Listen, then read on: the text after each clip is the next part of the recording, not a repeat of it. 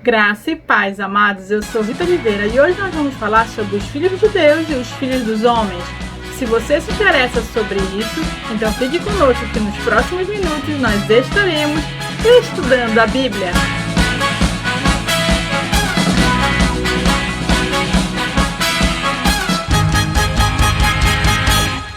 Com quem você tem se associado?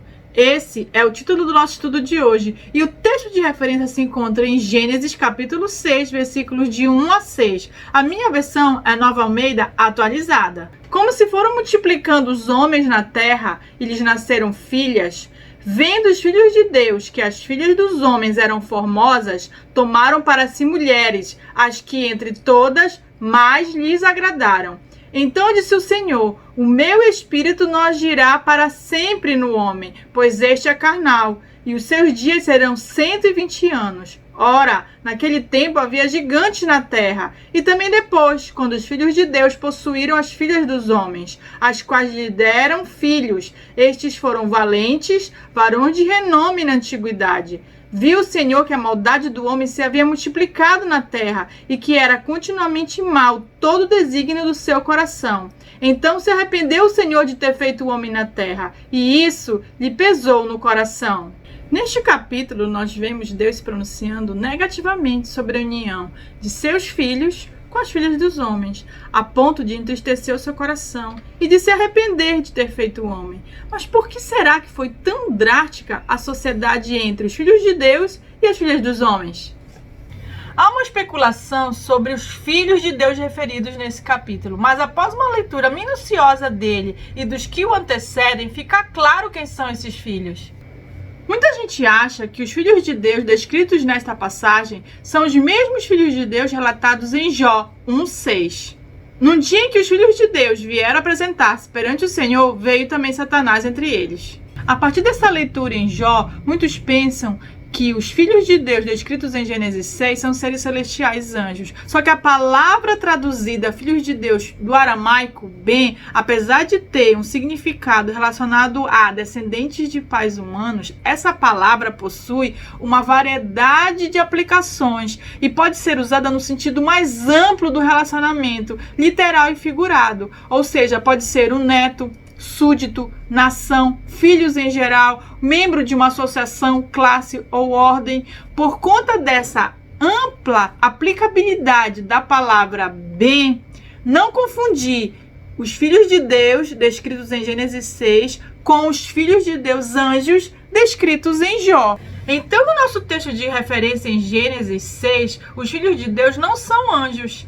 E para reforçar ainda mais isso, no livro de Lucas, capítulo 20, versículos 34 a 36, e Mateus, capítulo 22, versículos 29 e 30, Jesus claramente diz: então lhes acrescentou Jesus: os filhos deste mundo casam-se e dão-se em casamento, mas os que são ávidos por dignos de alcançar a era vindoura e a ressurreição dentre os mortos não casam, nem se dão em casamento, pois não podem mais morrer, porque são iguais aos anjos e são filhos de Deus, sendo filhos da ressurreição.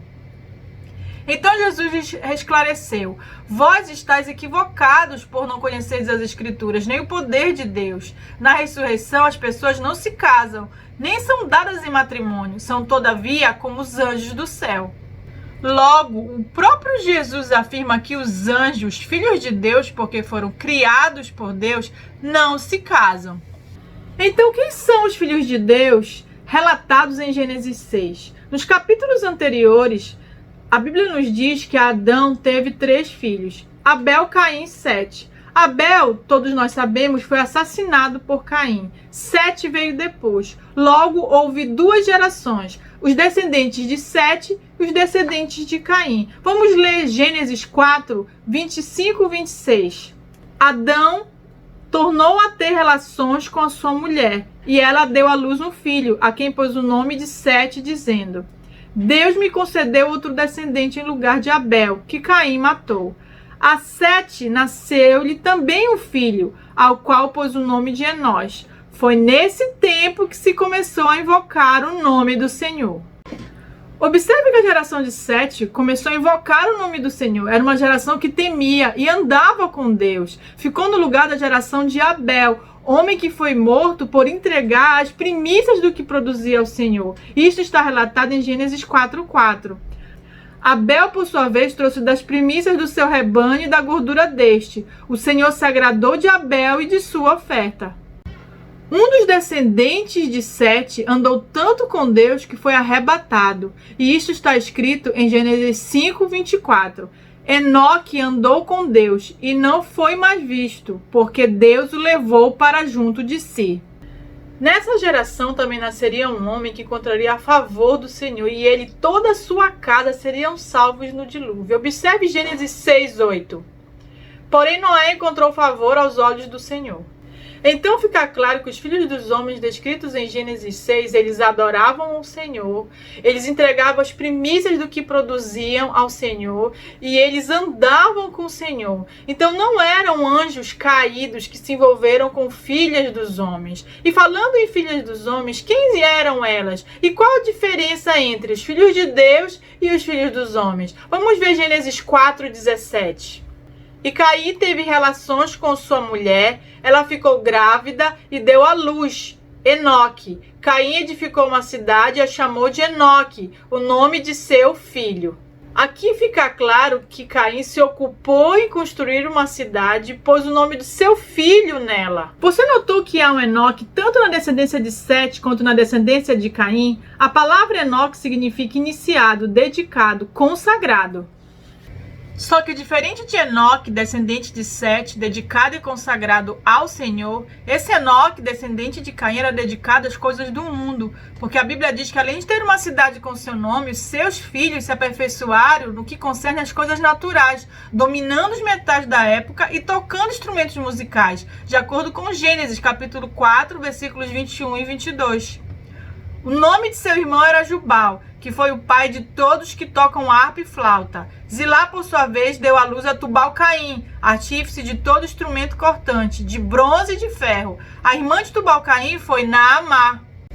Então os descendentes de Caim não são descritos como aqueles que buscam o Senhor, que o adoram em espírito e verdade, mas são descritos como aqueles que se preocupam em crescer no que concerne às coisas naturais. Caim até que oferecia ofertas ao Senhor, mas não eram as suas primícias. E Deus, antes mesmo da oferta, ele observa o coração. Observe em Gênesis 4. Passado algum tempo, Caim trouxe do fruto da terra uma oferta ao Senhor. Mas Deus não aceitou Caim sua oferta. Por isso Caim se enfureceu e o seu rosto se transtornou. Caim não ouviu o que Deus falava. Ele não seguia as orientações do Senhor. Ele tinha o coração endurecido. Ele era mentiroso e questionador. Observe Gênesis 4, versículos 7, 9 e 13. Se você fizer o bem, não será aceito. Mas se não o fizer, saiba que o pecado ameaça a porta. Ele deseja conquistá-lo, mas você deve dominá-lo. Então o Senhor perguntou a Caim: onde está seu irmão Abel? Respondeu ele: não sei. Sou eu responsável por meu irmão? Disse Caim ao Senhor: meu castigo é maior do que posso suportar. Agora, o que é mais interessante ainda é que no final do versículo 22 do capítulo 4 de Gênesis, que lemos anteriormente, há o relato do nascimento de uma mulher na linhagem de Caim, cujo nome era Naamá.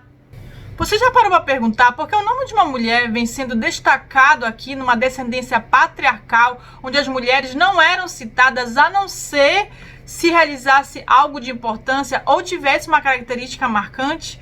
Foi exatamente o caso aqui. O nome Naamá do hebraico significa agradável, bela. Logo, foi citado o nome de uma criança da linhagem de Caim para destacar propositadamente que os filhos dos homens ou as filhas dos homens eram belas e agradáveis aos olhos.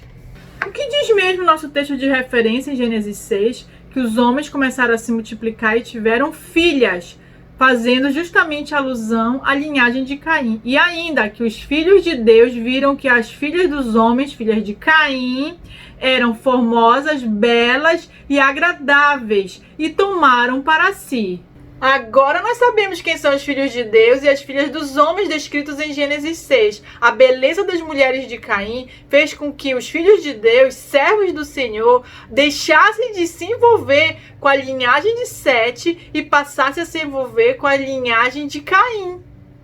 Os filhos de Deus eram tementes a Deus, porém, por causa do pecado adâmico, se deixavam tentar pelo que viam. E isso está bem casado com o que vem escrito em 1 João 2,16 e Tiago 1,14. Porque tudo que há no mundo, os desejos da carne, os desejos dos olhos, a soberba da vida, não procedem do Pai, mas procede do mundo. Cada um, porém, é tentado pelo próprio mau desejo, sendo por este arrastado e seduzido. Os desejos dos olhos, os desejos da carne, fizeram com que os filhos de Deus desejassem as filhas dos homens. E o que resultou dessa união? A Bíblia diz que havia gigantes na terra antes dessa união. Só que a partir desse episódio, os homens, além de serem gigantes, eles eram agora valentes e de renome. Você pode estar pensando, isso foi bom então.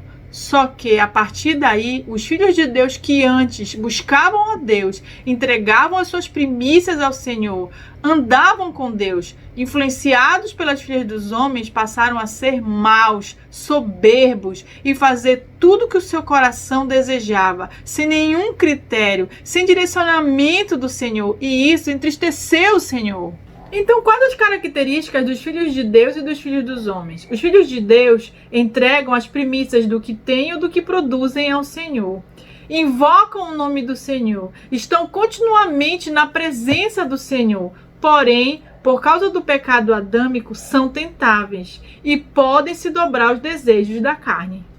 Já os filhos dos homens não oferecem as primícias do que têm e do que produzem a Deus. Eles não ouvem os conselhos de Deus, não querem saber das orientações de Deus, são mentirosos, são questionadores, trabalham para si próprios, se aperfeiçoam e buscam mais as coisas do mundo do que buscam a Deus. São belos, porém são maus, porque possuem maus desejos no coração. Essa mistura entre filhos de Deus e filhas de homens nada mais foi do que um jugo desigual que culminou na diminuição da expectativa de vida humana para 120 anos. A gente sabe que o homem vive muito menos que isso. Então, por conta do jugo desigual, a humanidade perdeu tanto a expectativa de vida quanto em estatura. Olha o que a Bíblia fala sobre o jugo desigual em 2 Coríntios, capítulo 6, versículos 14 a 18. Não vos ponhais em jugo desigual com os incrédulos, porquanto que sociedade pode haver entre a justiça e a iniquidade? Ou que comunhão da luz com as trevas? Que harmonia entre Cristo e o maligno? Ou que união do crente com o incrédulo? Que ligação há entre o santuário de Deus e os ídolos? Porque nós somos santuário do Deus vivente, como ele próprio diz. Habitarei e andarei entre eles, serei o seu Deus, e eles serão meu povo. Por isso, retirai-vos do meio deles, separai-vos, diz o Senhor. Não toqueis em coisas impuras, e eu vos receberei. Serei vosso pai, e vós sereis para mim filhos e filhas, diz o Senhor Todo-Poderoso. Jugo era uma peça de madeira atrelada a 2 animais, geralmente bois. Um ficava de um lado, outro ficava de outro. Eles tinham que ter o mesmo tamanho para a distribuição da carga ser homogênea. Caso contrário, um deles iria sofrer mais ao carregar a carga. Isso vai além de um relacionamento amoroso. Serve para quaisquer tipos de sociedades que você queira fazer. Pense bem com que você vai se associar. Lembre de Salomão, que ao se unir a mulheres idólatras, teve o reino dividido posteriormente. E Sansão, que ao se associar com Dalila, ficou literalmente cego. Uma sociedade incoerente com uma pessoa que não é de Deus pode fazer você perder o foco e o propósito de Deus para você. Você não precisa se associar a filho de homens para crescer em sabedoria, inteligência e conhecimento, até porque a verdadeira sabedoria vem do próprio Deus. Observe o que falam alguns versículos de Jó 28. Porém, onde se achará a sabedoria e onde está o lugar da inteligência? O homem não conhece o seu valor e nem ela se acha na terra dos viventes. E disse ao homem, eis que o temor do Senhor é a sabedoria e apartar-se do mal é a inteligência. Jesus é o exemplo de pessoa que não precisou se associar ao mundo ou a qualquer filho de homem para ser inteligente e sábio. Observe o que fala Lucas 2,52. E crescia Jesus em sabedoria, estatura e graça diante de Deus e dos homens. Então eu lhe pergunto, você é filho de quem? Observe o que diz Gálatas capítulo 4, versículos de 4 a 6 e Romanos 8,16.